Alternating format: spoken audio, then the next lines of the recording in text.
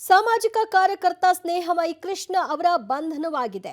CS ಮತ್ತು ನಟೇಶ್ ವಿರುದ್ಧ ಗಂಭೀರ ಆರೋಪವನ್ನ ಮಾಡಿದ್ರು. 1.60 ಕೋಟಿ ಹಣ ಪಡೆದಿರುವಂತಹ ಆರೋಪ ಮತ್ತು ಹಣ ಕೊಟ್ಟಂತಹ ಆರೋಪ ನಟೇಶ್ ಮೇಲೆ ಇತ್ತು.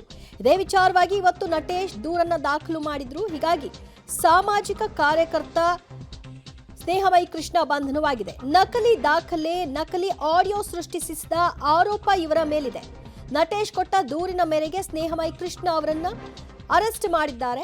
ಸಿಎಸ್ಗೆ 1.5 ಕೋಟಿ ಲಂಚ ಆರೋಪ ಮಾಡಿದಂತಹ ಸ್ನೇಹಮಯಿ ಕೃಷ್ಣ ಇನ್ನೆಷ್ಟೇ ದಾಖಲೆ ಬಿಡುಗಡೆ ಮಾಡಿದ್ರು ಸ್ನೇಹಮಯಿ ಕೃಷ್ಣ ಅವರು. ಆ ದಾಖಲೆಯಲ್ಲಿ ಕಾರೊಂದರ ಫೋಟೋ ಇತ್ತು. ಸ್ನೇಹಮಯಿ ಕೃಷ್ಣ ವಿರುದ್ಧ ಬೆಳಗ್ಗೆಯಷ್ಟೇ ದೂರನ್ನ ನಟೇಶ್ ಅವರು ಕೊಟ್ಟಿದ್ರು. ಇವತ್ತು ನಗರ ಪೊಲೀಸ್ ಆಯುಕ್ತ ಸೀಮಂತ್ ಕುಮಾರ್ ಸಿಂಗ್ ಅವರನ್ನ ಭೇಟಿ ಮಾಡೋ ಮೂಲಕ ತನ್ನ ವಿರುದ್ಧ ಬಂದಿರತಕ್ಕಂತಹ ಆರೋಪ ನಿರಾಧಾರ, ಆಧಾರರಹಿತ, ಸುಳ್ಳು ಮತ್ತು ಕ್ಷುಲ್ಲಕ ಆರೋಪವನ್ನ ಮಾಡಿದ್ದಾರೆ. ಈ ಮೂಲಕವಾಗಿ ಅವರ ವಿರುದ್ಧ ಕಾನೂನು ಕ್ರಮ ಜರುಗಿಸಿ ಅಂತ ಮನವಿಯನ್ನ ಮಾಡಿದ್ರು. ಇದರ ಬೆನ್ನಲ್ಲೇ ಇವತ್ತು ಸ್ನೇಹಮಯಿ ಕೃಷ್ಣ ಕೋರ್ಟ್ಗೆ ಬರುವಂತಹ ಹೊತ್ತಿನಲ್ಲಿ ಪೊಲೀಸರು ಅವರನ್ನ ಅರೆಸ್ಟ್ ಮಾಡಿದ್ದಾರೆ. ವಿಚಾರಣೆಗಾಗಿ ಕರೆದುಕೊಂಡು ಹೋಗಲಾಗಿದೆ. ನಕಲಿ ಆಡಿಯೋ ಸೃಷ್ಟಿ ಮಾಡಿದ್ರ ಆರೋಪ ಈಗ ಅವರ ಮೇಲಿದೆ. ಮತ್ತಷ್ಟು ಮಾಹಿತಿ ಕೊಡ್ತಾರೆ ನಮ್ಮ ಪ್ರತಿನಿಧಿ ಮುರಳೀಧರ್. ಮುರಳಿ, ಈಗ ಏನೆಲ್ಲ ಆರೋಪಗಳನ್ನ ಹೊರಿಸಿದ್ರು ನಟೇಶ್ ಅವರು? ಯಾವ ವಿಚಾರಕ್ಕೆ ಸಂಬಂಧಪಟ್ಟ ಹಾಗೆ ಈಗ ಬಂಧನ ಆಗಿದೆ? ಎಲ್ಲಿ ಬಂಧನ ಆಗಿದೆ? ದಿವ್ಯಾ, ನಟೇಶ್ ಅವರ ಒಂದು ಪ್ರಕರಣ ಏನಿತ್ತು, ಆ ಪ್ರಕರಣಕ್ಕೆ ಸಂಬಂಧಪಟ್ಟಂತೆ ಸ್ನೇಹಮಯಿ ಕೃಷ್ಣ ಒಂದು ಆರೋಪವನ್ನು ಕೂಡ ಮಾಡ್ತಾ ಇದ್ರು. ಅಂದ್ರೆ ಆ ಪ್ರಕರಣ ಏನಿತ್ತು ಅಂದ್ರೆ ಮೂಡದ ಪ್ರಕರಣ ಇತ್ತು. ಮೂಡ ಪ್ರಕರಣಕ್ಕೆ ಸಂಬಂಧಪಟ್ಟಂತೆ ದಾಖಲೆಗಳನ್ನ ಬಿಡುಗಡೆಯನ್ನ ಮಾಡಿದ್ರು. ಜೊತೆಗೆ ಅದಕ್ಕೆ ಸಂಬಂಧಪಟ್ಟಂತೆ ತನಿಖೆಗಳು ಕೂಡ ಆಗಿತ್ತು.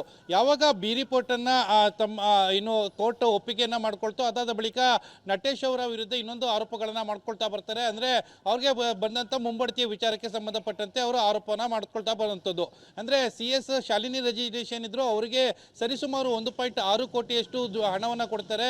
ಹಣವನ್ನು ಕೊಟ್ಟು ಅದಾದ ಬಳಿಕ ಅದರಿಂದ ಮುಂಬಡ್ತಿಯನ್ನು ಪಡ್ಕೊಂಡಿದ್ದಾರೆ. ಸಿಎಸ್ ಅವರೇ ಇದರಲ್ಲಿ ಲಂಚವನ್ನು ಪಡ್ಕೊಂಡಿದ್ದಾರೆ ಅನ್ನೋದ್ರ ಬಗ್ಗೆ ಆರೋಪವನ್ನು ಕೂಡ ಮಾಡಿದ್ರು. ಜೊತೆಗೆ ಒಂದಷ್ಟು ಆಡಿಯೋ ತುಣುಕುಗಳನ್ನು ಕೂಡ ತಮ್ಮ ಸೋಷಿಯಲ್ ಮೀಡಿಯಾದಲ್ಲಿ ಹಾಕೊಳ್ಳುವಂತ ಒಂದು ಕೆಲಸವನ್ನ ಮಾಡಿದ್ರು. ಆ ಸೋಷಿಯಲ್ ಮೀಡಿಯಾದಲ್ಲಿ ಹಾಕಂತ ಸಂದರ್ಭದಲ್ಲಿ ಅವರ ಆರೋಪ ಏನಿತ್ತು ಅಂದ್ರೆ ನಟೇಶ್ ಅವರು ಸ್ನೇಹಮಯಿ ಕೃಷ್ಣವನ್ನ ಭೇಟಿ ಮಾಡಲಿಕ್ಕೆ ಸಾಕಷ್ಟು ಪ್ರಯತ್ನವನ್ನ ಮಾಡ್ತಾ ಇದ್ದಾರೆ. ಸಾಕಷ್ಟು ಪ್ರಯತ್ನವನ್ನ ಮಾಡುವಂತ ಸಂದರ್ಭಕ್ಕೆ ಸಂಬಂಧಪಟ್ಟಂತೆ ನಟೇಶ್ ಅವರ ಪ್ರಯತ್ನಗಳು ಅಂತ ಹೇಳಿ ಒಂದು ಆಡಿಯೋ ತುಣುಕು ಕೂಡ ತಮ್ಮ ಸೋಷಿಯಲ್ ಮೀಡಿಯಾದಲ್ಲಿ ಹಾಕೊಂಡಿದ್ರು. ಅದಾದ ಬಳಿಕ ಒಂದು ಫೋಟೋ, ಅಂದ್ರೆ ಕಾರ್ನ ಓಡಾಡುವಂತ ಒಂದು ಫೋಟೋ ಏನಿತ್ತು, ಕಾರಿನ ಫೋಟೋವನ್ನ ತೆಗೆದು ಅದರಲ್ಲೇ ಸರಿಸುಮಾರು 1.5 ಕೋಟಿಯಷ್ಟು ಹಣವನ್ನ ಸಾಗಾಟವನ್ನ ಮಾಡಲಾಯಿತು. ಅದನ್ನ ತೆಗೆದುಕೊಂಡು ಹೋಗಿ ಶಾಲಿನಿ ರಜನೀಶ್ ಅವರಿಗೆ, ಅಂದ್ರೆ ಅವರ ಕಡೆಯವರಿಗೆ ಹೆಬ್ಬಾಳ, ಮೈಸೂರಿನ ಹೆಬ್ಬಾಳ ಬಳಿಯಲ್ಲಿ ಹಣವನ್ನ ಕೊಡ್ಲಾಯಿತು ಅನ್ನೋದ್ರ ಬಗ್ಗೆ ಆರೋಪವನ್ನು ಕೂಡ ತನ್ನ ಸೋಷಿಯಲ್ ಮೀಡಿಯಾದಲ್ಲಿ ಹಾಕೊಂಡಿದ್ರು. ಈ ಎಲ್ಲಾ ಆರೋಪಗಳಿಗೆ ಸಂಬಂಧಪಟ್ಟಂತೆ ನಟೇಶ್ ಒಂದು ದೂರನ್ನು ಕೂಡ ಕೊಡ್ತಾರೆ. ನನ್ನ ಧ್ವನಿ ಏನಿತ್ತು, ಧ್ವನಿಯನ್ನ ಟ್ಯಾಂಪರಿಂಗ್ ಅನ್ನ ಮಾಡಿದ್ದಾರೆ. ಅಂದ್ರೆ ನಕಲಿ ಧ್ವನಿಯನ್ನ ಮತ್ತು ನಕಲಿ ದಾಖಲೆಗಳನ್ನು ಸೃಷ್ಟಿ ಮಾಡಿ ಅದನ್ನ ಸೋಷಿಯಲ್ ಮೀಡಿಯಾಗಳಲ್ಲಿ ಹಾಕ್ತಿದ್ದಾರೆ ಮತ್ತು ಅವಹೇಳನಕಾರಿ ಹೇಳಿಕೆಗಳನ್ನು ಕೂಡ ಕೊಡ್ತಾ ಇರುವಂತದ್ದು. ಈ ಹಿನ್ನೆಲೆಯಲ್ಲಿ ನನಗೆ ಮಾನಹಾನಿ ಆಗ್ತಾ ಇದೆ ಅಂತೇಳಿ ಒಂದು ದೂರನ್ನು ಕೂಡ ಕೊಟ್ಟಿದ್ರು. ದೂರಿನ ಹಿನ್ನೆಲೆಯಲ್ಲಿ ಸೈಬರ್ ಪೊಲೀಸರು, ಅಂದ್ರೆ ಸಿಸಿಬಿ ಪೊಲೀಸರು ಪ್ರಕರಣವನ್ನು ದಾಖಲು ಮಾಡಿಕೊಂಡು ಇವತ್ತು ಕೋರ್ಟ್ನ, ಅಂದ್ರೆ ಮೂಡದ ಅರ್ಜಿ ವಿಚಾರಣೆ ಇತ್ತು, ಕೋರ್ಟ್ಗೆ ಬಂದಂತಹ ಸಂದರ್ಭದಲ್ಲಿ ಅವರನ್ನ ಬಂಧನಕ್ಕೊಳಪಡಿಸಿದ್ದಾರೆ. ಬಂಧನಕ್ಕೊಳಪಡಿಸಿ ಮತ್ತು ಅವರ ಮೈಸೂರಿನ 2 ಮನೆಗಳೇನಿತ್ತು, ಅಂದ್ರೆ ಮೈಸೂರಿನಲ್ಲಿ 2 ಮನೆಗಳಿದ್ದಾವೆ, ಆ ಮನೆಯ ಮೇಲೆ ದಾಳಿಯನ್ನು ನಡೆಸಿ ದಾಖಲೆಗಳನ್ನ ಪರಿಶೀಲನೆಯನ್ನು ಮಾಡುವಂತ ಕೆಲಸಗಳು ಕೂಡ ಸದ್ಯಕ್ಕೆ ಪೊಲೀಸರು ಮಾಡ್ತಾ ಇರುವಂತದ್ದು.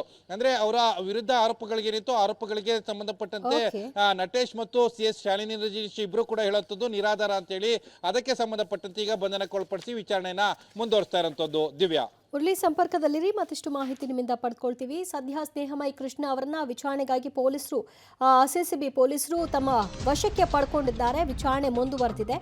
ನಕಲಿ ಆಡಿಯೋ ಸಂಬಂಧಿತವಾಗಿ ಸ್ಯಾಂಪಲ್ಸ್ ಕೂಡ ಕಲೆ ಹಾಕಲಾಗಿದೆ.